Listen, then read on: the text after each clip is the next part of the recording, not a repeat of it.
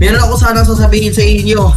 Meron po tayo isang special breaking news dahil po, alam nyo ba, wait lang, breaking news. Asan yung breaking news bumper natin? Bigyan nyo nga kami ng bed, TOC. Asan yung, yung stinger ng breaking? Asan yung stinger ng breaking?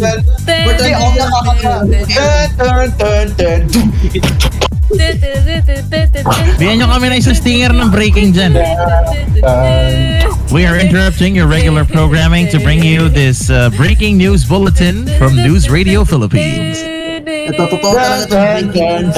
Totoo talaga ito, guys. Asan yung music? Ay, na-music na? Wala pa. Mabagal. Aba. Hindi, sige. Hindi. Nagalang PC ko! Hindi, exclusive lang yan sa atin, Kuya Pao eh. Wala pa nakakuha sa ibang network eh. Oo nga mukhang may i-scope pa tayo. Kaso ang bagal ng TOC eh. And, TOC. Ayan. Kakarating lamang ng mga balita, mga kaibigan.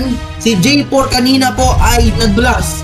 Yan po ay sinyalis po na meron na pa siyang bagong virus na Terebe virus.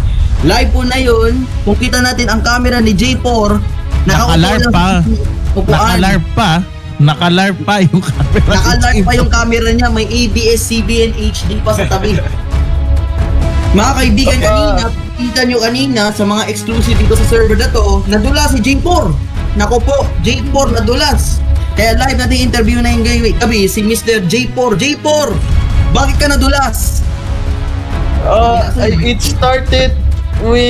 It started noong nag-shower stream ako sa private VC. Little did I know na nakot ko na yung Terebe virus. Kasi yung tubig ko may maliit siya na Terebe sa droplet. So noong nagbabayo ako, nadapa ako kasi may Terebe virus na ako. Please give me 1,000 Robux to my account EmeraldTV_RBX so I can cure from the virus and get a cure. Maraming salamat, J4 Gainza. Buisit. Mga kaibigan, tapos na po ang breaking